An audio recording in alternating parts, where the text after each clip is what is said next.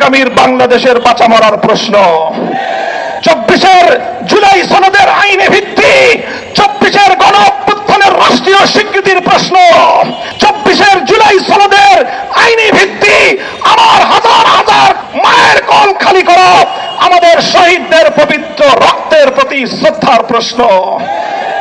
Doctor Yunus সাহেব সহ অন্তর্বর্তীকালীন সরকারকে আমরা প্রশ্ন করতে চাই, আমাদের যে সকল সন্তানদের বুকের রক্তের উপর ক্ষমতার মাসনদে আপনারা বসেছেন, আজও পর্যন্ত জুলাই সনদকে আইনি ভিত্তি প্রদান করতে পারেন নাই।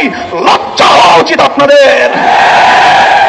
আপনারা নির্বাচন নিয়ে তড়িঘড়ি করছেন, নির্বাচনের তফসিল ঘোষণার প্রস্তুতি গ্রহণ করছেন, নির্বাচনের আসন পুনর্বিন্যাস করছেন, অথচ 24-এর আমার সকল শহীদের রক্তের প্রতি শ্রদ্ধা জানানোর রাষ্ট্রীয় নিদর্শন জুলাই সনদের আইনি ভিত্তির ব্যবস্থা এখনো করেন নাই।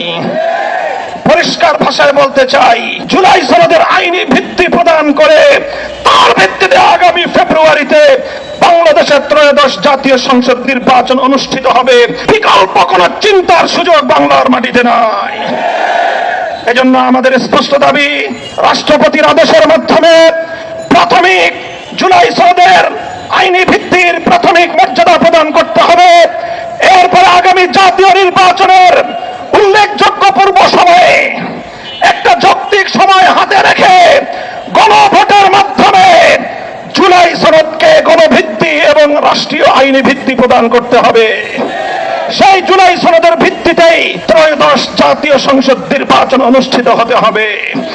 এর কোন ব্যত্যয় বাংলার মানুষ মানবে না, জুলাই যোদ্ধারা মানবে না। প্রয়োজনে আবার রাস্তা